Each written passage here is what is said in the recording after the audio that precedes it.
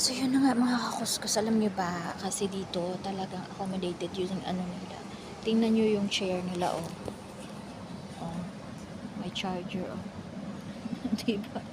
Tapos, sa apat na upuan, yan, dalawang chargingan yung nakalagay. Oh. Tingnan nyo kung gaano kaganda yung airport ng Singapore. Hindi ka mahirapan talaga. Yan, noon nung biyahe ako, nung sa Pinas ako, alam niyo mga kauskos, nahirapan ako kasi nga mga sira yung ano nila doon, yung saksaka nila doon, yung outlet. So, tayong magawa. Siguro walang may nag-maintenance. Oh, I spotted Philippine Airlines. Ayun mga kakuskus. Ayun, Philippine Airlines is coming. Ayan, sa runway. Yung mga kakuskus, Philippine Airlines. Ayan. Yun, mga kakuskus. Ayan. Pero hindi yan ang aeroplano natin, nasasakyan natin. Hindi yan. Iba yung sa atin.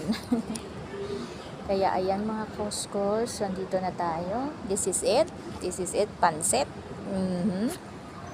Ito na yung pinakaantay natin. Ayan.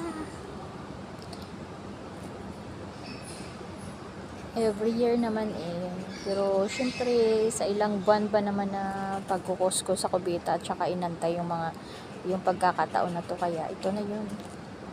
Hindi alam ng anak ko na uuwi tayo. So, it's a surprise. Oh, hindi pala alam ng anak ko anong date. Alam niyang uuwi ako pero hindi niya alam kung anong date yung uuwi ko. So, ayan. It's a surprise date daw. Alam niyang uuwi ako.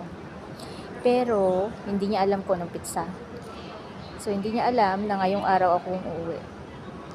Yung flight ko. Korean Air. Ayun, Korean Air.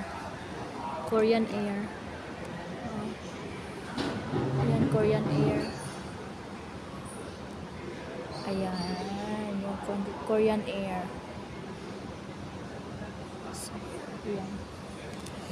So, yun mga kakuskos. So, yun lang. Have a blessed day.